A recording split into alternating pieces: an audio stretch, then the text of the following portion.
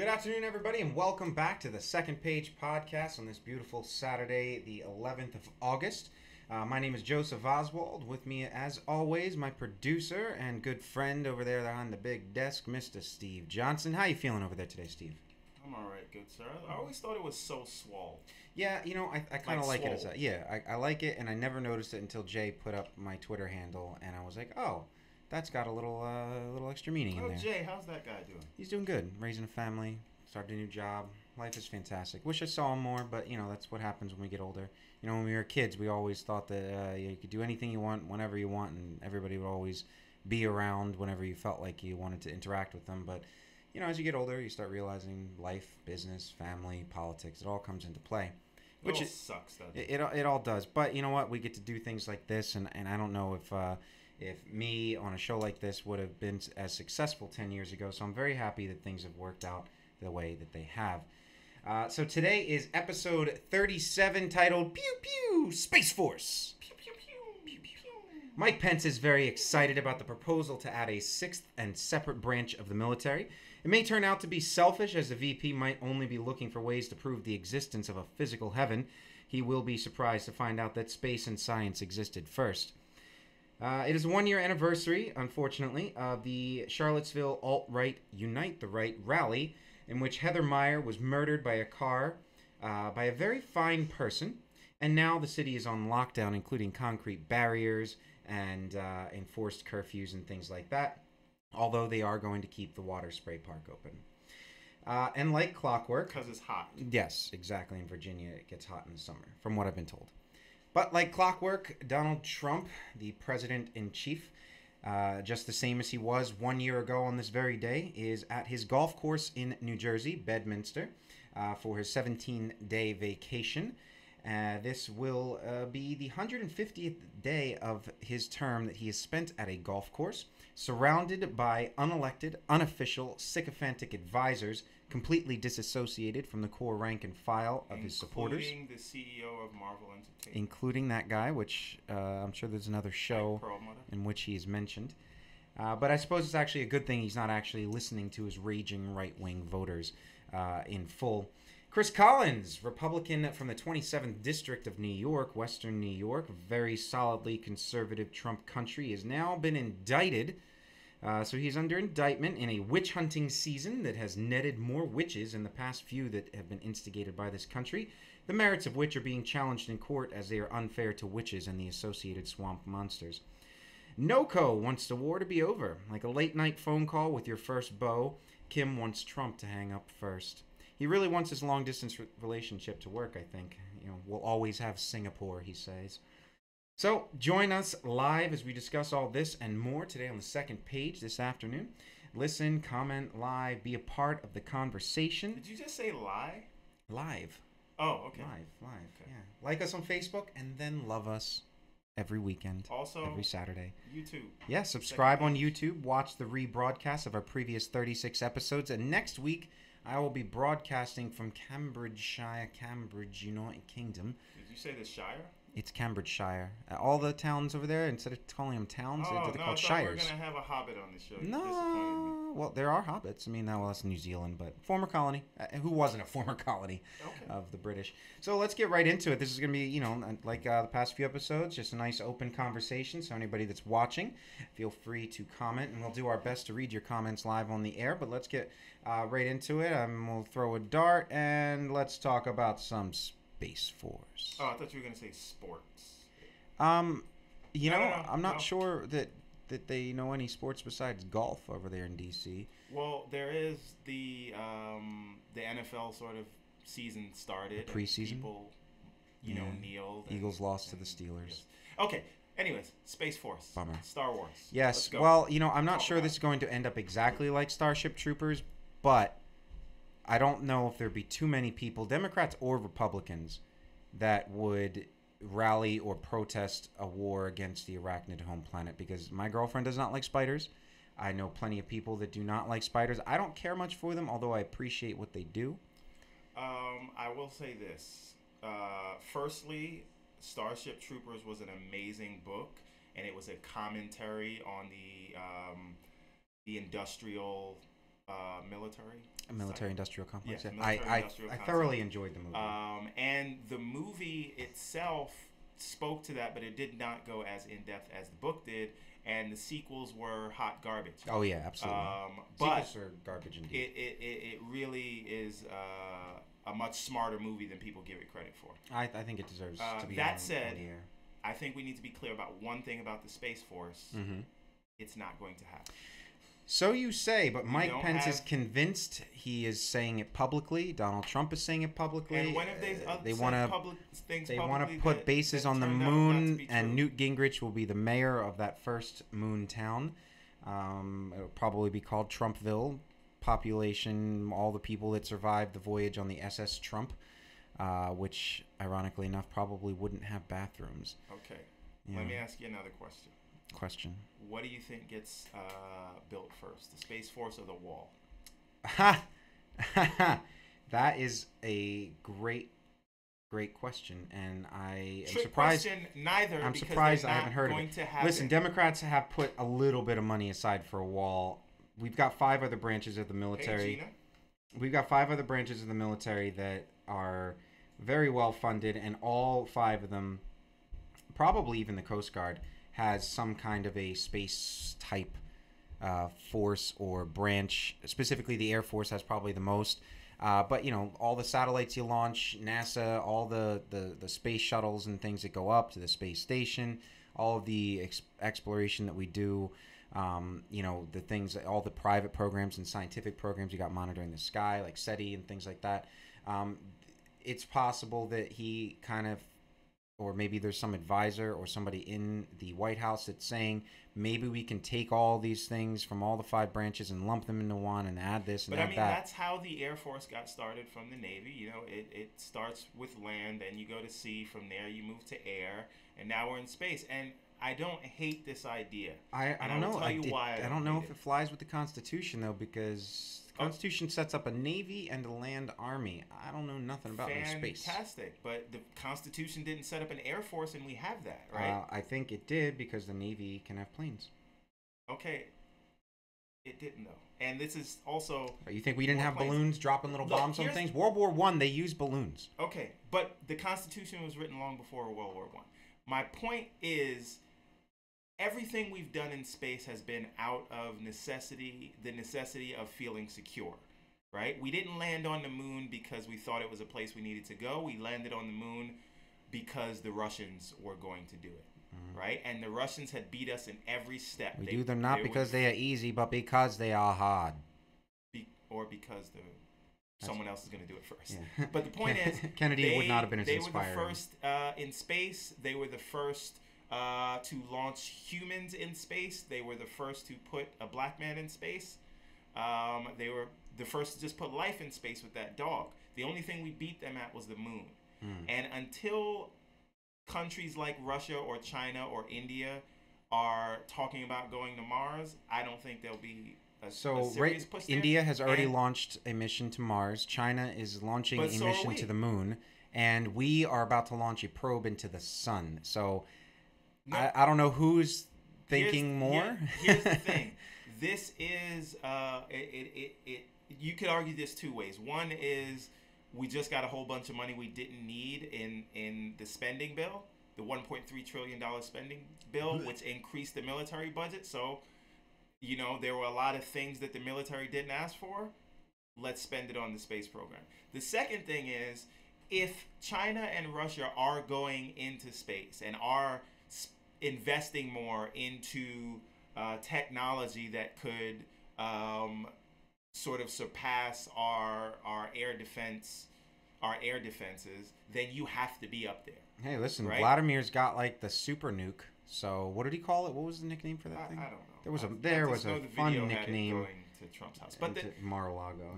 The thing is, you know, if you look back after we dropped Fat Man and Little Boy in Japan. Was the Enola Gay? But there was a 10-year delta before the Russians got nuclear missiles, and that's the thing that started the Cold War. But my point is, we walked around for those 10 years just telling the world what to do.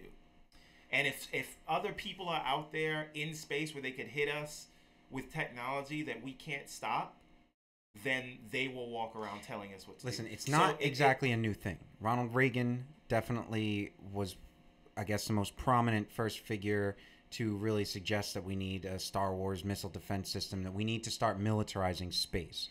Lasers, satellites, little ships floating around. It hasn't been a thing because other countries weren't so close. They're getting closer now, and so that's the same way with anything. It's with colonization, with discovering mines and oil. I mean, it's a rush to get there, and there's no rush at all if nobody's fighting over it. Yeah, but that's what I'm saying. People are fighting over it, so it's not a terrible thing. It's like what's happening with the North Pole. You know, with all the climate change, the polar ice caps are melting, and all this new ocean with minerals and resources and deposits of valuable things are now going to be disputed between the 7 countries that have borders and ocean on the northern Arctic Circle. You know, it wasn't a big deal. Shout out to Jay for watching us. Oh yeah. Well, it wasn't a big deal for anybody to be in Antarctica or to be in the North Pole until we realized that there was something to gain from it. And just like you're saying, you know, like unless we feel threatened from space because someone else is doing it before us or doing it better than us, then we're not really going to pump everything we have into it.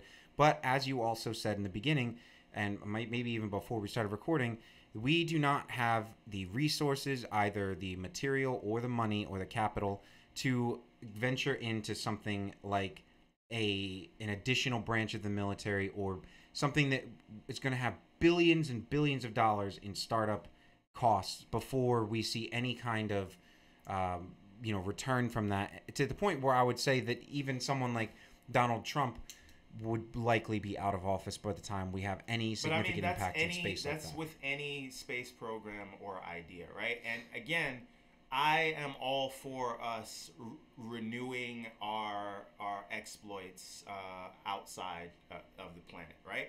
Because you have to think of all of the industries that were created just from the space program in the first place, right? Yeah. You think about the internet, you think about Velcro, right? There's a lot of technologies, because if you have to, because space is such a hostile environment, you have to find ways to keep us alive, and those things also translate back to just modern medicine, right? Yeah, I mean, so it's the same with war. Anything in space, to me, it is a good thing. Now, there are other things we could spend less money on to go towards this, but I feel like we have lost our drive towards the stars. Back in the time where it was good to be, or cool to be, an astronaut or a scientist, and now we just want to be like reality stars and looking at our place here in the dirt, to quote Matthew McConaughey from Interstellar. But we should be looking to the stars because it gives us something to strive towards. Well, it's funny how the basis of Star Trek, the TV show and movies and the whole genre, it starts. It starts off in the '60s, whenever people are looking towards space and they create Star Trek. Many years, a decade or so before Star Wars comes out with a fantasy idea of space in a place that's far away, so that the laws and the rules can be a little different than our galaxy. Yeah. But 1960s is when Gene Roddenberry got Star Trek going, and they looked at it not from the fantasy perspective of how cool it would be to be in space, but from a position of this is what we could be if everybody committed to things. And through the various movies and TV shows, they make allusions to what life was like in our time, because this takes place in the 22nd, 23rd, 24th centuries, where they say that they've gotten rid of money. Patrick Stewart, who played Jean-Luc Picard in the movie Star Trek First Contact, they go back in time to, I believe, the 21st century, the 22nd century, when we fought the Third World War. It was a nuclear war, and so many people were killed. There are just little pockets of people in North America and Europe and all over the world that are just struggling to survive, and they're back into this tribal setting where it's village against village rather than nation states. And so the whole point of this future of Star Trek evolved from the idea that we decided once and for all, as a race, as a civilization, to stop war with ourselves, to focus on on developing technologies, on medical treatments and things that would keep us alive longer, make us happier, and allow us to explore the stars, and not use that technology to harm each other, to war with each other, to allow poverty and things like that to exist. So you just get rid of the economic scheme of things. And I don't know if I've ever, there's probably a couple references in Star Trek to any kind of a currency, and usually it's when they're involved with another race or civilization of people. But for the most part, the idea of Star Trek is a future in which we have colonized space and we are explorers like we were in the 1600s, when there wasn't this idea of let's go build all these colonies and generate massive things. It was just, I want to discover it and name it after something. Was a Western. It was. Right? It really kind of was, honestly. You have your cowboy captain, leader of the ship, gunslinging. There's a smart guy. There's a doctor. I mean, it's actually kind of like Oregon Trail, too. And it did come out 1966, September 8th, whereas 2001: A Space Odyssey was 1968. But it's amazing how quickly they thought we would get to all that stuff in the future, because as it stands now, I mean, we're still 200 years away from the type of future that Star Trek is, and it's hard to imagine that we would do something like that. If you look at Moore's law of sort of progression and development, hey, Duran's watching us. How are you, sir? We could have been there, but again, when was the last time we went to the moon? Right? With all of that sort of stopped. Right? And so when we sort of shut down our manned space program, especially the moon landings, that was it. We could have been to Mars by now, but there physically sending people there. I mean, I don't know. Would you volunteer to go live 8 months maximum speed away from Earth with no? Not about living there, but would you though? I'm just asking you a question. Would you volunteer to colonize Mars? I am more of a Venus person. What, 800 degrees sulfuric rain? That is on the surface. You could build a sky city in Venus that is sort of, I can't remember how many meters up, but the temperature would only be about 150 degrees, which you could just wear a fire suit in. Yeah, because that sounds super reasonable. No. Look, if you go to Mars, you're going to get hit with more radiation. You have 1/3 the gravity we have here. Any tests show that astronauts in space for a prolonged time, it degrades your bone mass. Yeah, no. Astronaut Kelly came down and his bones had decreased like 50% in mass, and he had to wear like constriction pants so what because I'm his blood flow would stop. You have 0.3 G in Mars with a much thinner atmosphere, and in Venus you have a 0.9 G. Yeah, right? And sulfuric rain, and you can't touch the ground. You fall. You're going through a cloud that's going to disintegrate you. You're going to have a dome that is like... Okay, so how do you get the dome to float?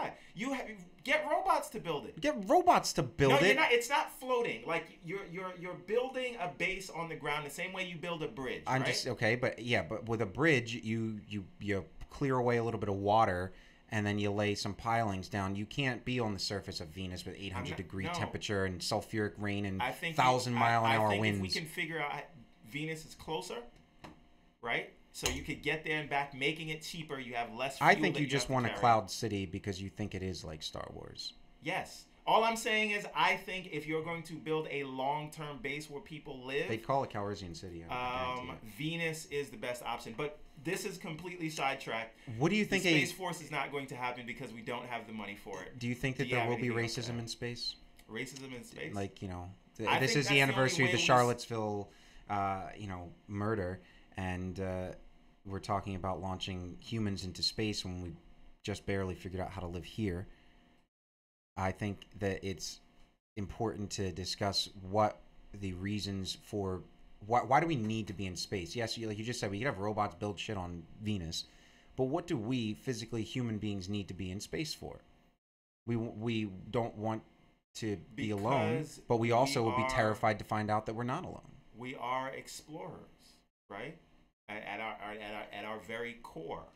And if you want the species to survive, you need to be an interplanetary species. And there is an economic benefit. There are asteroids out there that have more platinum in just one asteroid than we have on the entire Earth. Mm-hmm. So there's an economic benefit, there's a scientific benefit, just to get people's imaginations going again, because the children who were sort of inspired by 2001: A Space Odyssey and Star Trek, those are the guys that went on to build great NASA. things. And our smartest minds right now are in Silicon Valley. They're not in NASA because they know they can make $1 billion finding a way for you to share pictures. So again, I just think it is sparking the imagination of our youth or our adults by pointing us to a future instead of the squabbles we have here on Earth is a good thing. It's a good thing for science. It is a good thing for health. It is a good thing for development. It's a good thing for the economy. Do you we just believe have that the to moon get is a out of spaceship? our own way. No, Duran, I do not believe that the moon is a spaceship. Oh. And Jason's joining us. Long time no see. Wouldn't it be fun though to be on the spaceship and be the first person to approach the moon? And you're probably it's 2018, so you can probably live broadcast as you approach, and just have one guy just sit there and be like, "That's no moon," just because you had Kelly that did the David Bowie song, and then that became like a really cool pop culture reference, and people liked watching him sing in space. And I think it'd be really cool to send an Alec Guinness lookalike up there and declare that the moon is actually a giant space station that's only half made of cheese. Also, by the way, you could definitely build a base on the moon inside of the crater and put it in a dome. Mm-hmm. But again, there's no real build it in a crater, because what's the chance that an asteroid will strike the same spot twice? I mean, what's the chance of one person winning the lottery twice, right? Yeah, You're actually good, right? Yeah, when much you think better. about it. Well, okay, so final declaration: Space Force, yay or nay? Yay, but Move it's forward? not going to happen. But you would vote to move forward Yes, with the creation absolutely. of a sixth I branch would of the spend military. less on the military and more on the Space Force. Do you think you take money from the other 5 branches and kind of merge it in so you keep the same budget? Absolutely. I agree. I'll agree with you on that. Chris Collins, 27th District in New York, congressman, the first sitting congressman to endorse Donald Trump's campaign. Sort of giving him legitimacy. Yeah, but now he has been indicted and has suspended his re-election campaign against Nate McMurray, the Democrat who's running against him. This is a solid Republican district, but he has been indicted, not with investigation from the Mueller probe or any of that, on a separate insider trading charge that says he had information on a biotech company, realized that some bad things were happening, they were losing money. He told his son and some members of his family, who then sold hundreds of thousands of dollars worth of stock right before the price collapsed. And so now he has been indicted and is charged. He's pled not guilty, but just, I guess everybody pleads not guilty to start, unless, you got someone on camera literally showing you doing something wrong. But the fact by the is, way, don't know if you know this, but he suspended his re-election campaign this morning. Yeah, no, I just said that. Okay, good. Yeah. Sorry, I was reading some comments. Yeah, what's up, Jason? That's some good math there, and I imagine 225,000 to 1 is probably the probability of Mr. Collins being innocent in this case, because transactions are recorded, especially with the SEC. You sell a stock, there's records everywhere. So even if you're a private individual, the thing. So he I don't know how you plead not guilty to this kind of didn't thing. sell his stock, but he told his son, who told his son's father-in-law, and they sold stock, and they made upwards of, or they saved themselves from losing upwards of $750,000. Yeah, and also got solid cash in their hands, which that's a provable thing. I mean, it's not difficult. It'll last a lot shorter of a time than a Manafort trial. How dumb, you have been. First of all, you are interviewed about your specious connections to this group and how you're sort of foisting it on people. People got nervous about it. You are the #1 shareholder, and you call your son as soon as you get the call about the tests, the trials failing, right? That's not like a big conspiracy, right? They have the phone records, and they saw that you sold stock as soon as the phone call happened, right? My thing is this: how many scumbags does Trump have to surround himself with before we say, "Hey, man, you're kind of a scumbag"? Yeah, you come on. Well, the thing with this gentleman is that he is not going to resign. He's going to fill out the rest of his term, but he's not going to. He's going to suspend his re-election campaign. But the problem is, New York law makes it very difficult to take your name or to take a name off the ballot.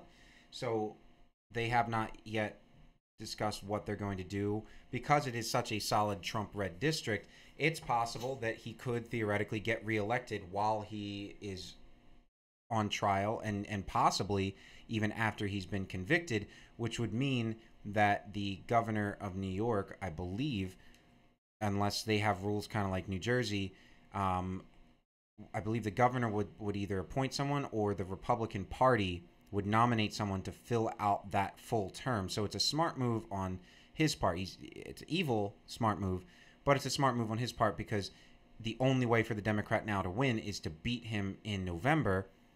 But they have two chances. Either he wins and the Republicans keep the seat, or he is found guilty and loses his seat after the election, and then they get to pick whoever they want to sit there. Yeah. Well, no, I think they might just avoid a special election and say it's because of the cost. We just had an election. It's not reasonable for the taxpayers. Use that as an excuse, and then just appoint. Yeah, but he may go to jail, so he can't sort of like, even if he's found guilty, you can't just sort of keep him on there, right? No. They would replace him, but the thing is, they would just get to pick someone from their party. They wouldn't have to do a special election. Nobody would get to vote for this person. How does that work? Well, they might. I'm not as familiar with New York law, but again, this is for Congress too. So, if he loses, then the Democrat wins. But if he wins, and then is found guilty, he's removed from office, but his term is there to be filled by someone else, either until a special election can be called, likely to be the next fall. So whoever gets that seat would get to sit in it for about a year before having to face election, because there's been special elections all over the place. That one in Ohio and Kansas with Chris Kobach, they're all very close races, and Trump threw his weight behind a lot of people, and still Democrats got them within 0.5% of things, possibly even forcing a recall. Are they doing a recount on that? I believe in Kansas they're going to do a recount. Okay. But what about the Ohio thing? I did not actually follow up on that to my own shame. Because it was too close to call. I know Trump. Well, he said that it would have been worse if he hadn't thrown his support, but I think that his support actually cost him some votes. And I think you look at all the candidates Trump has supported the past year, that his support is hurting more than it's not, and some of the Republicans are starting to realize the ones that Trump, aside from Roy Moore, a lot of the people that Trump supported ended up winning. Well, if they ended up winning, though, then the argument was that they won by a far smaller margin than they would have run, not with his support. And a lot of Republicans are trying to find ways to balance supporting their party but not supporting the president per se. I think a win is a win, and Democrats have way too many moral victories than actual victories. Listen, we've flipped more than they have in special elections, and I say we because I am, a registered Democrat. But November is the big game. November is like the game that decides whether or not you're in the playoffs to go to the Super Bowl in November 2020. This is very important because seeing Republicans lose right now after throwing so much support behind Donald Trump, they can't just go back and start a new strategy. It would take a lot more than 2 years to do that. Jason asked how many Democrats today wish Romney won. I don't wish that because that would mean Barack Obama wouldn't have won. But then it would be great, though, because Romney was his challenger for his incumbency, which means if Romney had won, things would be okay. The country would have gotten their fill of Republicans, and then Trump could have been like I think it was Taft or Cleveland, and won. Obama could have been like Taft or Cleveland and won another election, and had an interceding administration in between his two. Was it Taft or was it Grover Cleveland? And then he got appointed to the Supreme Court right afterwards, which I would love to see Obama appointed to the Supreme Court. At this stage, I would take back Bush. That's where we are right now. I do want to talk about it a little bit, though, just because it's funny that Jason brings that up. And I want to talk about something called the Overton window. The Overton window. Are you familiar with this concept? No. Okay, so when we're talking about change and just the discussion of ideas, there is a window in which people consider plausible, right? And so that window is usually in the middle, right? It's like a median. Yeah. Right. So, but what happens is there are certain ideas that are just unthinkable, right? For example, on the left, if we went back maybe 10 years and you said gay marriage, that would be unthinkable, right? No. But I'm saying politically it would be unthinkable. But because we continued to talk about it, it became a real idea in people's heads, and then it became plausible, and then it became a reality, right? That is the left spectrum of this, right? But if you go back a certain amount of time, that wouldn't even be a thing that was possible to even argue about, because some things are too outrageous, right? Yeah, on like the giving right, black people the right to vote, or women, yes, for that matter. But my point, but then you put them on TV, and then you know. And then you wait a couple years for yes, people that supported it to die off or lose their support, and then you pass Jim Crow laws. Well, sure. Or you force a woman to stay in the home and give her husband all his rights. But my point is, with Trump is moving the Overton window to the right. So when he says things like no Muslims coming in, right? When he says things like Judge Curiel can't do his job because he's a Mexican. When he does all the crazy things he does, we now see these sort of anti-Trump Republicans come out, and now they look normal. But those were the same radical guys during the Obama years. But because Trump is so sort of outlandish, now the Overton window has moved far to the right, and these sort of people that had like bad ideas 5 years ago are just looked at like they're the sane ones. I wish we could get back to those people. I have a feeling somebody's about to put a baseball through that window. Bush, who was terrible, right? We can look at Bush or we can look at Romney and be like, "Whoa, I wish we had those Republicans again," right? And so I'm just saying, Trump's outlandishness has made you know what sort of you bring up things that were outside of the bounds of acceptability acceptable now. Well, and to play off of that, it's very interesting how several years ago when Mitt Romney was running against Barack Obama, that so many Republicans said that they couldn't really trust Mitt Romney because he was too religious, he didn't drink, he never used drugs, he was a billionaire, he was out of touch with people. And then you get Donald Trump, who is an exact copy of Mitt Romney except for personality. He's a billionaire. He's out of touch with people. He doesn't drink. He claims to be an ultra-conservative religious zealot. But the other difference is Mitt Romney's actually true to his convictions. And Trump definitely does cocaine. And Trump does cocaine. He definitely does cocaine. He's definitely not a Christian. He is not religious in any bit unless he's praying to the gods of gold. So the people that said, no, Mitt Romney, I'm sorry, I'm going to vote for Barack Obama. I might be a Republican, but I got to go Obama. And these are some of the same Obama voters that in 2016 voted Bernie Sanders or voted for Trump because they wanted somebody who was outside the Beltway.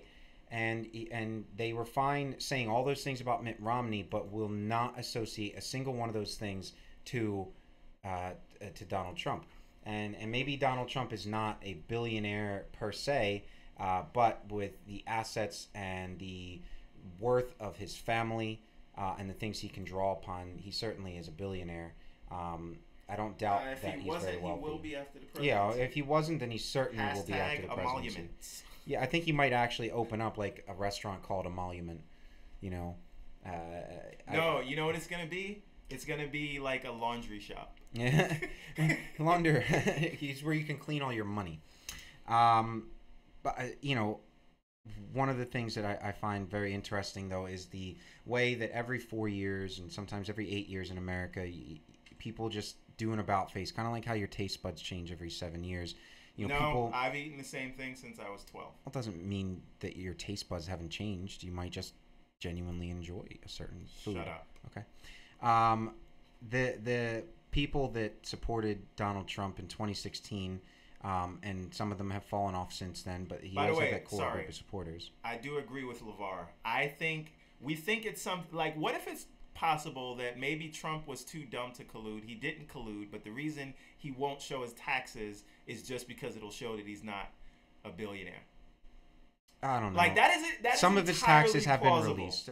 It's enough of his taxes are available. I think his ex-wife released one page of a tax return from when they were married that showed that he, made a significant amount of money. And it's impossible to think that with all the Trump-branded crap he has, despite all the bankruptcies, that he doesn't have some money, because Donald Trump is the type of person who doesn't spend his own money. All the businesses that went bankrupt, he built investors out of. He didn't pay people. He didn't pay contractors. He cut people's benefits out. He had people fired, and all around sued and litigated people into nothingness, all using borrowed money. Even his own campaign was based on borrowed money. He loaned his campaign money, spent the money on the campaign, and then when regular folk and people started seeing that he might win, donated money to his campaign. He then used that donated money to pay himself back for the loan that he gave himself in the beginning.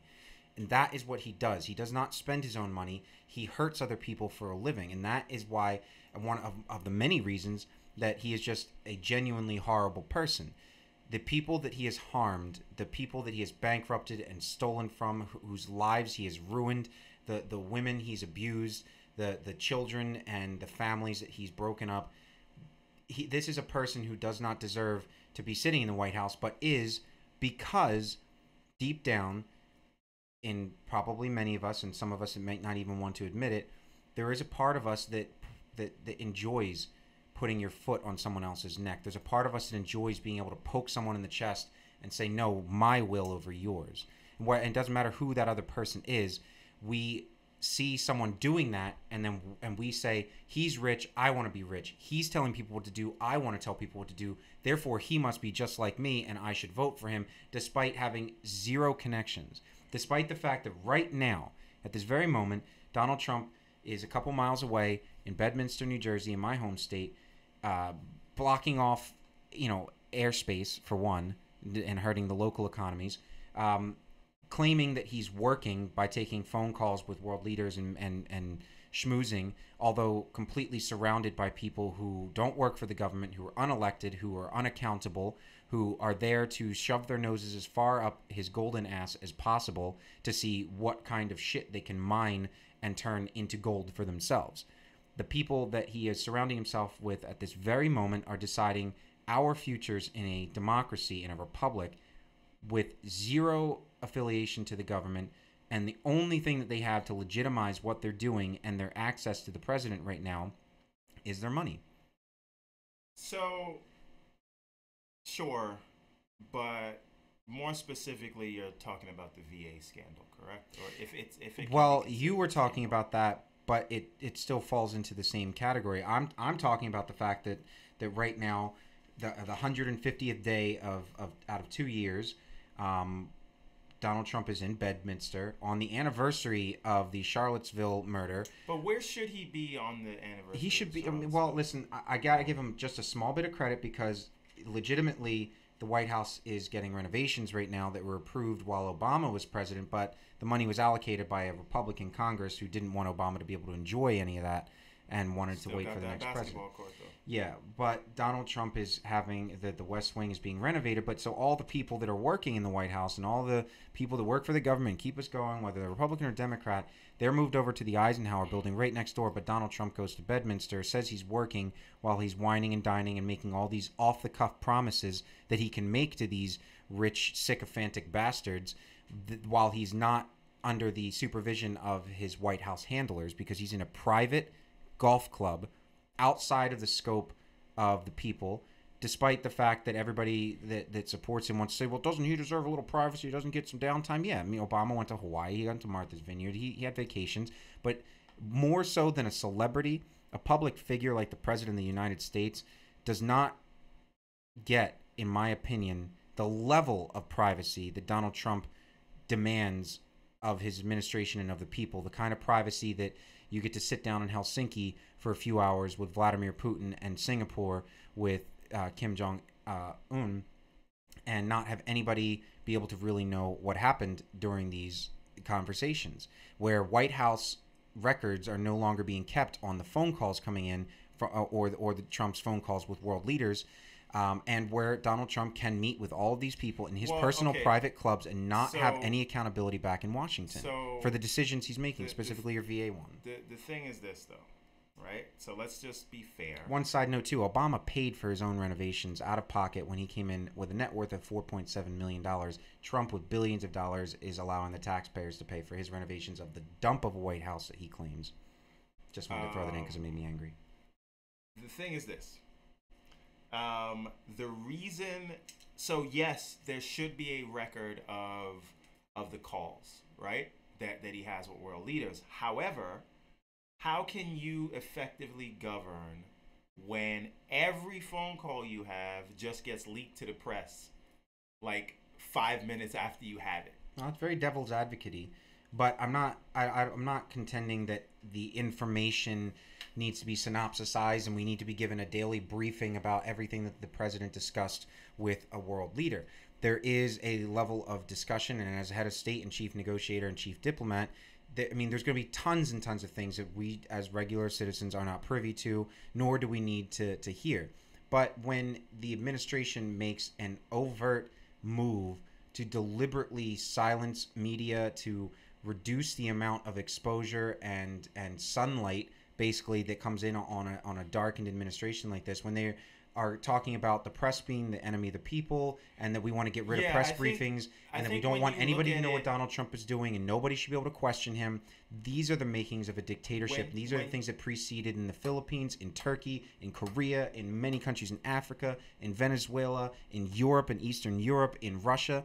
These are all the exact same steps that, without a misstep, led to dictatorships in all of these countries. And when you look at it in totality, yes, right?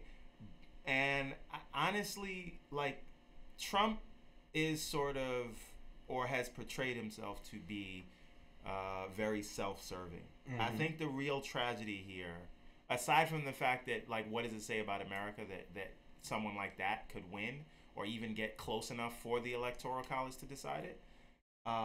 But hey, what's up, Parag? Nice to see you on. I think the real shame here is that the GOP is allowing this to go on. Right? Like, I'm going to agree with LeVar too on his last statement. They've abdicated their role because the Congress is supposed to be a check on the president, but they've become the champions of the president, right? And so, if you what is it like? What is the purpose of the Congress, right? If you are not going to serve your function, as the check and balance of the executive office. So many people ask that exact same question. Right? What is the point? Why? I mean, if they're all just going to rubber stamp everything he does, if the Mitch McConnells of the world are just going to force everything down our throat with no modicum of decorum, with no sense or respect for rules or tradition or the established order of things, I don't just think to force his will. JFK was the last president of the people, but he wasn't. He was the last. He was like, well, that's why they call it the Camelot era, because it really kind of was. It was like our golden age where we had a president that genuinely seemed to care about everybody and do things right, and of course he took a bullet to the head for it. And people say that Donald Trump takes so much. In the last year, we had a president that cared about people and tried to do things right. These same people that say that no one's ever been treated as unfairly as Donald Trump don't take into consideration that JFK was shot in the face because of what he did. So right now, like I just keep harping on, but Donald Trump is sitting at Bedminster right now with a bunch of people who have no right to be dictating the way the country goes, and everybody who's anybody knows that Donald Trump is easily influenced by these types of people as long as they're sucking up to him. They complain about the whole deep state thing, and all these Obama era people are trying to undermine Trump, but the literally deep state is right on the surface, right there in pictures in front of our faces, and we don't even care. I mean, at Bedminster, that is where Donald Trump says all the crazy, of the crazier shit that he says. It's where he decided he was going to fire James Comey. It's where he talked about fire and fury in Korea. It's where he talked about very fine people in Charlottesville. It's where he said that California wildfires were burning because California's got Democrats. It's where he started talking smack about LeBron James. It's where he admitted that the meeting with the Russians in 2016 was to get dirt on Hillary Clinton. Are we talking about Bedminster or are we talking about the toilet? Bedminster. I'm pretty sure he's tweeting. He tweets from the toilet. Well, Donald Trump doesn't poop. That's the whole point of 10 cans of Diet Coke a day. Because he's full of shit. Exactly, and that's how he stays full of shit. So Jason says he agrees with LeVar on transparency, but he says that went out the window a long time ago once the government started monitoring email, net use, phone calls, GPS, etc. Says we're never going back, only getting deeper. Unless all the people that, you know, have this so-called reasonable outlook on the future agree, because things come in threes, that a third world war is likely to come, likely sparked by a civil war in America or Europe. I don't know about that. And firstly, I think we also have to look at why, like, they are able, because we are freely giving up these rights to private companies, and those companies are beholden to the U.S. government. So they're not tracking us directly. What they're doing is serving FISA warrants to Google or Apple or whoever else, or Microsoft or Facebook, to just, okay, let's give us these private citizens records. But we are giving that stuff away because we are putting that stuff out there online, right? Mm-hmm. There was a time where if you were nervous about the phone, you just met people in person. Mm-hmm. But, you know, a lot of people don't do that anymore. I mean, they tell us as kids, don't get into strangers' cars. Don't talk to people you don't know on the internet. And now they literally have apps so that we can meet people we don't know on the internet and get into their cars and go do drugs or have sex or whatever. Also, but one other thing I do want to point out, and Jason has a book recommendation by Dan Brown.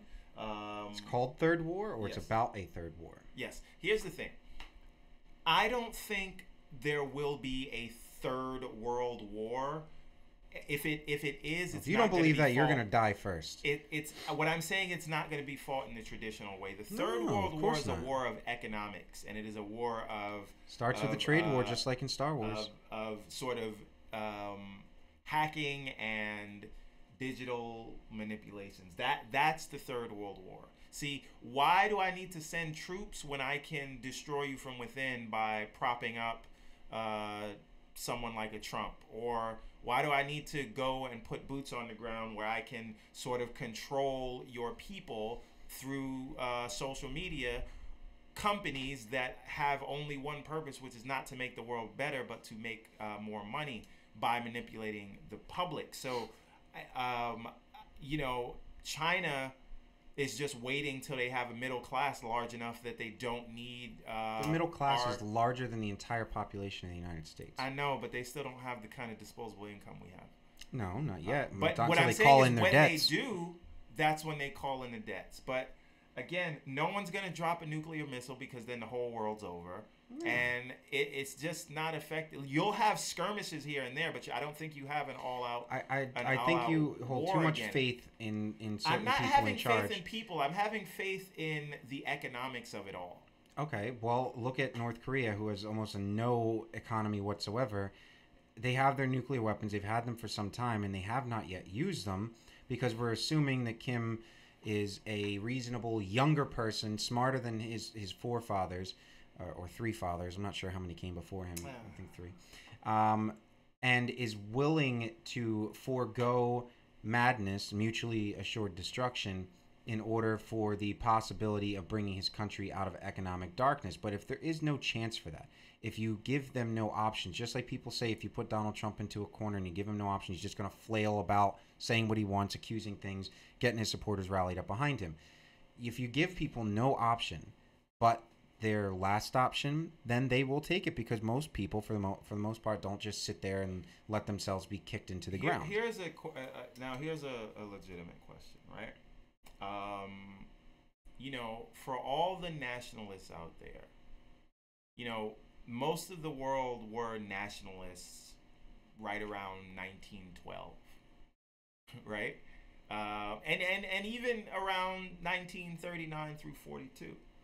But once we started intermingling our economies and forming things like the UN and sort of mass cooperation around the world, which really is globalism, that is the thing that has kept us from another all-out Third World War. Yes, but it's also prolonged it and made it worse. If we go back into our enclaves, the enclaves of nationalism, then, and we're not connected, and we sever our ties as economically, I think it's much more likely you would see a fight. Because all I'm saying is Europe used to battle with itself all the time. Exactly, right? And that is exactly how they got to be the top dogs in the entire world. The constant battling allowed for constant technological innovation. It allowed for constant people to rise up and say, am I willing to go this far to win? That's where you get biological warfare. That's where you get the book Guns, Germs, and Steel by Jared Diamond. It explains why Westerners, people from Europe, took over the world. It was because they developed guns, steel, and biological use of weapons, germs, to kill people better than everybody else in the rest of the world. I get that. What I'm saying is you will not see the EU countries go to war with each other now because they are all connected. No, my prediction is that the Third World War it doesn't just start. It happens with trade wars, and then economies start going to tailspins, inflation rises, people can't afford food, people can't find water, there's not enough place to live, there's more and more people, and then you start seeing leaders rise up who say, okay, maybe we don't need all these people, we have to start purging them, they're not like us, we need to protect ourselves, there's not enough to go around, let's protect our village and kill all these other people. And the only country in the world that has literally nothing to fear from other countries' traditional militaries is the United States. We cannot be invaded. It would take the cumulative might of every. Pearl Harbor, but yeah. Well, were we invaded though? No, they surprise bombed us with it because they had an airport in the middle of the ocean. But that can't happen now. It would take the entire world's military, all the naval ships, all the planes, everything they have, to wage a conventional war against the United States, where our physical territorial integrity is challenged. Therefore, the only thing that can harm the United States, the only thing that equalizes us, is the idea that someone else that doesn't like us has a nuclear weapon or the ability to launch an atomic or nuclear attack on the physical United States. Besides that, there is no land force, air force, or navy, or even space force on Earth that can challenge the United States. It's impossible. It cannot happen. The only way to harm the United States is economically or nuclearly, and that is how you get it. You start a trade war, you destroy the economies of the world and all the integrated economies that have been built up over the past 60 years, and therefore people are allowed to now hate each other and claim the differences as reasons to kill them. Then you get civil wars with people fighting for who's going to be in charge of the ashes afterwards, and then if there's anything left, you have a third war. That's what happened in World War II. You take the crumbled economy of Germany, you get a nationalist up there saying it's everybody else's fault, let's get going, let's get guns, we're going to start taking little bits, and people fought that, and the EU, kind of like its own country, even though it's made up of a whole bunch of little states, kind of like the United States, goes into a virtual civil war with itself. It's a European war until Britain and France start calling up colonial troops from Africa and Asia and the Middle East, and the United States gets involved, and that's what makes it a world war, because we're fighting in Japan now because they decided they're going to ally with each other. That's depending on a lot of things going, like, you know, that's like the nightmare scenario of all things happening in this order. Well, how do you? I don't know. How did you think people thought in 1939 when they didn't think that Europe would ever be invaded by the Americans and British? Fantastic. But again, all I'm saying is with our economies so intertwined, that is very unlikely to happen, and no one is going to launch a nuclear missile on anyone else. No, it will not be an official launch. Just like the invasion of the Sudetenland in Czechoslovakia was not an official war thing. It was saying, oh, we've got to protect the Germans that are living in Czechoslovakia, so we're going to take it. All I'm saying is, so let's and just like Jason said, it'll be a stolen nuke. It'll be a dirty bomb, like in Sum of All Fears. You're not going to find any head of state that's going to publicly launch a nuke against any other country. Even Russia or North Korea wouldn't ever do that. It'll happen secretively. It'll be a quote unquote mistake. No one, fingers will be pointed. No one will take responsibility for it at first, and it will spark people to just start going at each other. That's the smart way to start any kind of a war. I mean, anybody that's willing to do something like this is not willing to do everything by the book and say, well, we're going to declare war on you and tomorrow we're going to launch a nuke. It's just going to happen. It's just going to happen, and then all the dominoes will fall. That's how civil wars start. It doesn't just happen overnight. The U.S. Civil War didn't just happen overnight. It happened because of all these things that did not happen in Congress, all the agreements that could not happen. They refused to support Abraham Lincoln, who carried every northern state, not a single southern one. And they're like, well, fuck it. Here's some cannons. We're going to take Fort Sumter. And then they fire on Fort Sumter, and the Civil War begins. And everybody thought it would be over in a year. And then the Battle of Antietam happens, and the South wins a couple of victories, and everybody's like, oh shit, not one person here thought that this could happen. We're the United States, we're the Union. How is this happening to us? No one will see it coming. When it goes off, it's going to go off without anybody knowing, and nobody's going to take credit for it, and then 100 people will take credit for it. Unlikely that the person who actually orchestrated it will do so. I think you're making the case for the Space Force. It's a possibility, because we might need to evacuate this planet. Like, as soon as Donald Trump gets elected, we're like, can we find another place to live in the galaxy? Is there anywhere else we can go? I think that's a hilarious, in my opinion, takeoff of this kind of thing. Donald Trump, as a president, does not care about a single person that voted for him. He cares about himself. He cares about money. He cares about making himself wealthier and making sure that his name, right alongside Hitler and Stalin, are not forgotten for generations to come. He doesn't care about the swamp. He doesn't care about the monsters. He doesn't care about the economy. He cares about himself, and he cares about going down in history as someone who won, even if he didn't deserve it. Okay. Did you have anything else? We got back some questionable remains from North Korea, I think 55, and some uniforms. Now they're saying that they want Trump to officially declare the war over, and it appears that South Korea is supporting the North's demand because Trump canceled the military exercises, which pissed off South Korea because he just didn't tell them he was doing it, and saying that if we declare the war over, it will make it much harder for Trump in the future to threaten military action, because then we would have to be declaring war on another country, which requires congressional approval. And since we're technically in an armistice situation, Congress is not necessarily needed to launch military escapades with the North Koreans. Despite also that Trump said back in June that North Korea is no longer a nuclear threat, but North Korea fears that if when has Trump ever said something that wasn't true? I don't know. They're afraid that if they say where everything is and they give up their stockpiles and their arsenals, that we could launch a preemptive attack on them and destroy all their shit. Okay, now makes sense. Also, Jason points out that football's back. Yes. Speaking of football, some players decided either to take a knee, throw up the Black Power fist, or just not come on the field during the national anthem. It's a civil war in the NFL. And Trump could not leave it alone. It's the elites telling the commoners and the people that work for them what to do and what to say and how they're allowed to do and say it. So here's the thing. He says that these players who likely can't explain what it is they're protesting for, who are paid millions of dollars by the NFL, are at it again. So there are two ways to look at this, right? You could take the race angle and say that he thinks that they're too stupid to put into words what they're protesting for. Or you could look at it another way.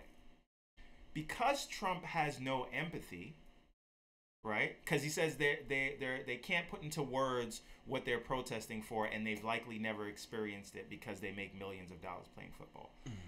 I think another thing that speaks to is he feels no empathy, so he cannot understand that they could, although not dealing with police brutality themselves, still feel strongly about it, right? Because for him, if I'm not going through it, then I don't give a shit, right? So he thinks that they think the same way.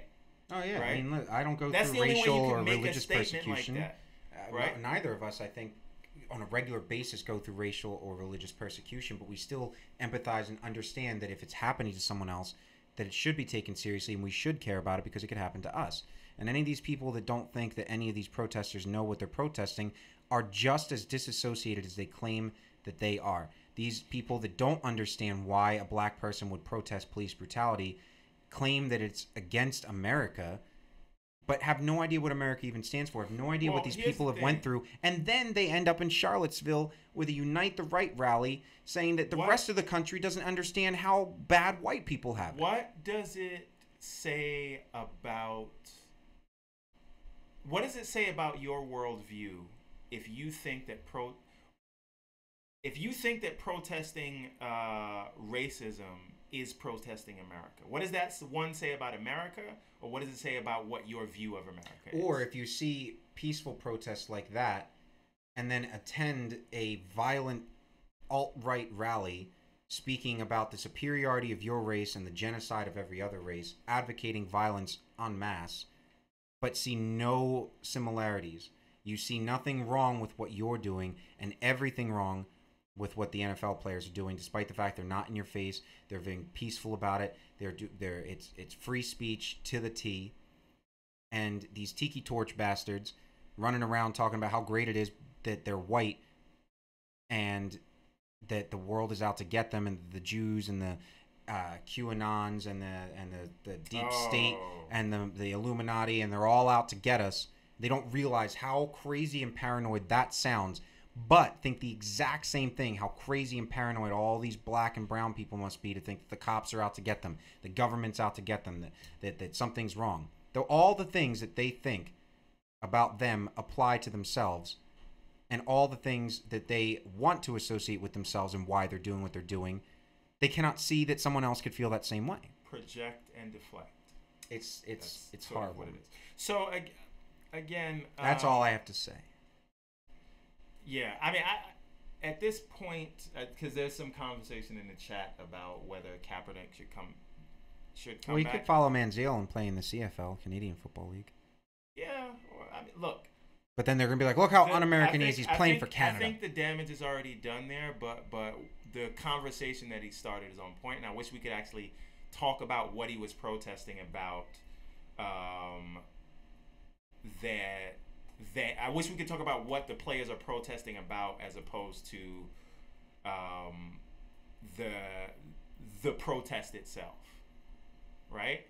Because if I can just get mad that they're kneeling and pretend that this is about the troops or the flag, then I never actually have to deal with the hard conversation of what is the issue at hand here. I will say one last thing with regards to this topic, specifically Colin Kaepernick.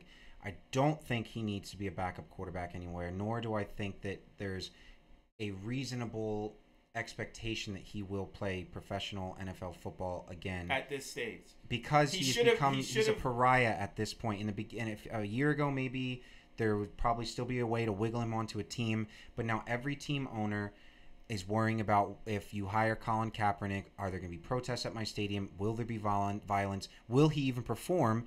Because they probably look at Colin and say, does he care about playing football, or does he care about being a figurehead and a leader in a civil rights movement? And I can see from the business standpoint, because the NFL is still a business, it's entertainment, they more so than not have the impetus to not hire him back onto the team. Maybe hire him as in like a back office somewhere as a team manager or something, but not as a player. And hide him away. I don't. Not even hide him away, but like, he deserves his job back. The NFL should have to give him something, but I don't think that he's a viable player anymore, because he is such a lightning rod now that I don't believe he could perform the job of which he would be expected to do, which should be his number one priority if he was hired. But there are a lot of garbage quarterbacks out absolutely. So why couldn't and there's a lot of great ones. I mean, Tom Brady is an amazing quarterback. I hate his guts, but he's an amazing quarterback, and I hate him because he's so good. But you do not see him being a lightning rod for politics or for civil rights or any of that stuff. And even when he does mention a couple things, usually his wife keeps him quiet or just passes by. I mean, everybody knows. Now, LeVar points something out, and we can move on. Like, this didn't have to be a big deal. It didn't. Media made this a big deal. Trump jumped onto it because it was good for his. But there's nothing that can be done about that now. What's done is done. Right. Well, I mean, the protests continue. So yeah, but I mean that's why in the beginning, and I think one of our first episodes was about it. Enshrined in history. Yeah. I mean, I think one of our first few episodes we talked about Colin Kaepernick, and we had a completely different conversation than we're having today. But at this point, I mean, I'm lucky as an Eagles fan. I got Nick Foles and Carson Wentz, even though we didn't perform so well against the Steelers. It's a preseason game. I'm not worried about it. But you know, if Carson or Nick started getting super political, not that they aren't. The Eagles are pretty well politically active, and they support a lot of programs and they do a lot of stuff on the side. We got some YouTube comments. Nice. Jones Very says we need a serious nationalist populist president, not Trump. And yeah, like I said, he doesn't care about a single one of us, not Brienne a single one. says we should have been happy with. He should have been happy with his millions and kept his mouth shut. Brienne of Tarth, we agree. Wait, who should have been happy with their millions? Trump. He should have just kept his money and shut his mouth. No, but then we're talking about. But Obama had to call him out at the Correspondents' Dinner. No, but it's the only thing I could be forsake Obama for. Brienne could be talking about. Kaepernick doesn't have millions. Okay, well, Brienne, please follow up. I want to address that, but I agree with LeVar, too, on this. They need to focus on the issues of why they are protesting as opposed to the protest itself. It's exactly what the white rallies are about. Mr. Jones, I would like to know what are some of the merits of being a nationalist and populist president. That's something I think that we get lost in. The merits are exactly what Hitler ran on. No. What I'm saying is I think we get lost a lot in the clownery of Trump. And we don't actually have that discussion. Agreed. I do not necessarily agree with the nationalist populist move, but I do think it's a worthy debate to have. So, Mr. Jones, please follow up. I'd like to hear what you think. Absolutely. If you'd like to be a part of the show next week, or actually the week after, because next week we'll be broadcasting from England. But you know, even still watching, comment even from that broadcast. But if you actually want to be on the show, we would love to have you Skype in and participate. If you want to send us your information, we can set up a Skype call for Saturday the 25th. And we would love to have you on the show then. Anybody that's watching, if you really want to participate in a conversation, we do. And this is our 37th episode. We're not going anywhere. You know, this is a show about everything that's happening right now. And this is a very interesting topic. I think that it's important that we do discuss how nationalist type leaders could rise to power, and there is some benefit to it. If you were German in the 1930s, after reparations and everything that was taken during World War I and the aftermath and the Treaty of Versailles, if you were a German and you saw Hitler rising up and saying we're going to be the best in the world again, we're going to fix our economy, nobody's going to be able to step on us.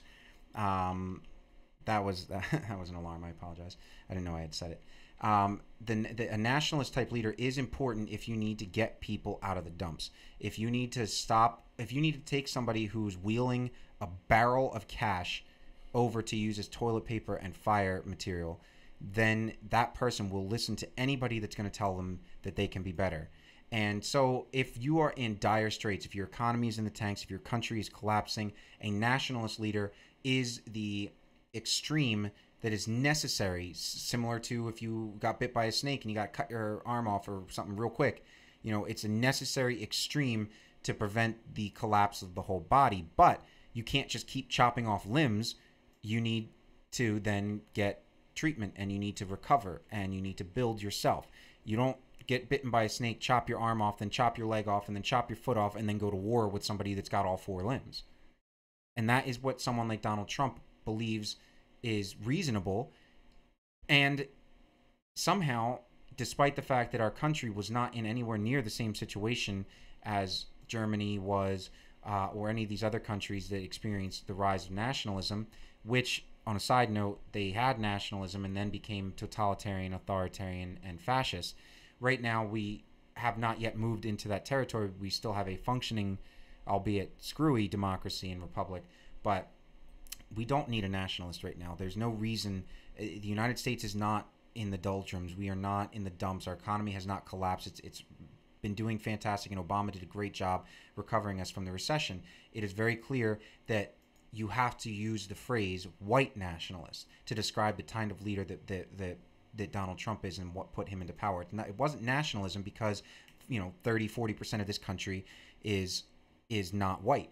Also, it is important to point out there are, and this is sort of my problem with the Republican Party, because there are a lot of non-white people that have conservative views, but and now can't say them, themselves with the Republican Party because they play to that element too much.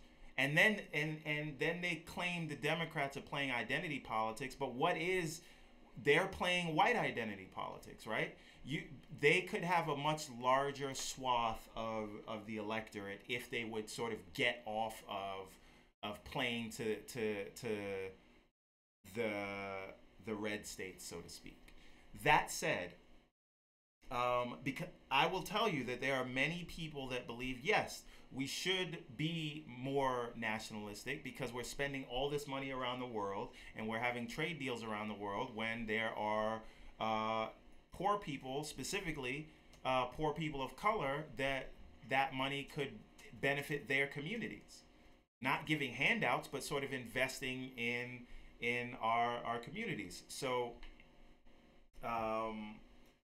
that's sort of something that is a discussion to be had, but I feel like we never get there in the same way that we never get to discuss the police brutality issue because we're so focused on the candy of it. Listen, for the whole rest of the week going up to the next week's episode, I'd like to see what we're going to talk about while I'm in England, because while I'm there, I mean, I'll be at one of the best universities in the world where some of the smartest people from all over the world go to get their education.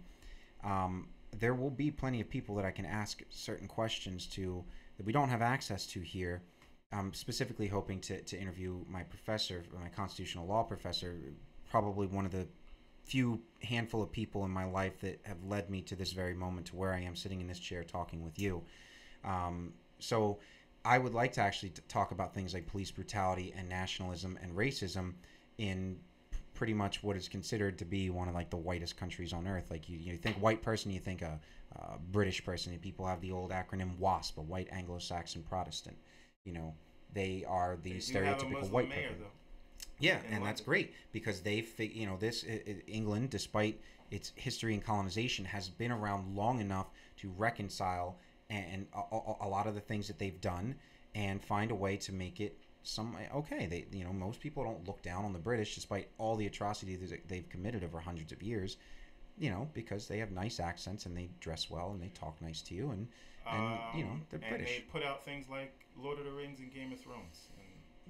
Anyways, what else you got? Because I am just about spent. I'm running on E on that one. I got nothing. The last thing I mentioned was the DHS is now going after people who have overstayed their visas. They say 660,000 people overstayed their visas and are here illegally. Okay, which people? So right now, the most is Venezuelans who have overstayed their business and tourism and student visas. Brown people. Yep, because their country is in a civil war. Followed by the Dominican Republic. Brown people. Followed by Haiti. Black people. Mm-hmm. And then followed by, believe it or not, Canadians. Yeah, they are the fourth. Well, that's because they don't like Justin Trudeau. I think the Canadians just didn't even realize they overstayed. They're just like hanging out, and they're like, oh shit. I'm sorry. I'll go home now. Like, it's not a big deal. No, but this is the thing. Like, so they want to go deport all these people. I just wanted to mention that they're trying to find them and deport them. And despite all of these things, anything about Germany, Ireland, nope. Despite all of these things, Italy. The past 2 years, the overstay rate has been over 600,000. All of this under Donald Trump. Prior to him, it wasn't that big of a deal. I mean, it's a big deal. They say 40%. DHS says 40% of the 11 million illegal immigrants in this country are people that overstayed their welcome. And please don't forget that Melania Trump's parents, are now U.S. citizens based on chain migration. Mm-hmm. So put that in your Cheerios. Pot, meat, kettle. All right. Well, that's all I had. Yeah, that's pretty much it. All right. Well, let's tell them where they can find you, good sir. You can find me at the bottom of the screen there. I believe my Twitter handle is St. Louis Rolling on Dubs. It's possible that it's been changed. Joseph So Swalled at the Twitster. What about you, Steve? Besides Facebook and YouTube, and I believe I've seen you on Snapchat a couple times. So, no, you haven't. Stop it right now. Where are they going to find you? You can find me on your favorite social media network, as long as it's not Snapchat, at Steve A.M. Johnson. You can also find me, if you like to hear about TV and movie news, you can find me on The Real with LeVar, who is in the chat now, and Mr. Woods. And you can also occasionally find me on the 36 Chambers of Fatherhood, where dads talk about dad stuff. Please, please, please do us a favor and look us up on YouTube and share this with your friends. Like it on Facebook. Also share it on your timeline, because it helps us out. Mm-hmm. We're not getting paid here. No. But it costs me $15 every time I come here. Cost me $1.05. Yeah. Freedom costs $1.05. But share this with your friends. Tell them about it, and join the conversation. Yes, thank you for everybody that participated today. LeVar, Josh. I didn't see Courtney today though. No Courtney. It's upsetting because we've been here for a while. We had Jason. A couple of my friends watched Parag, Rick. My girlfriend Gina. So this was a good day. It was a good conversation. Thank you to those YouTube comments. Yeah, we want you to continue and participate even after the show's over. You can message us, comment, and we will reply. We are real people. This is not. I'm a bot. I don't know what you're talking about. Oh, I'm a real people. Okay. I'm like two people. Like I'm a zombie. Okay. Frankenstein zombie. You should hit the gym if you think you're the size of two. I'm Gregor Clegane. Okay. Okay. All right. Thank you everybody for watching today. We really appreciate it. This is the second page. We are talking past the points, episode 37. Watch us next week, broadcasting from our studio and from England. Yes. And if you want to participate on the show, call us, Skype us, comment, and send us your information. We'll get you right on the show. Thank you again, everybody. We really appreciate it. Have a wonderful weekend. Yes, sir. Hugs, not drugs. Sometimes drugs.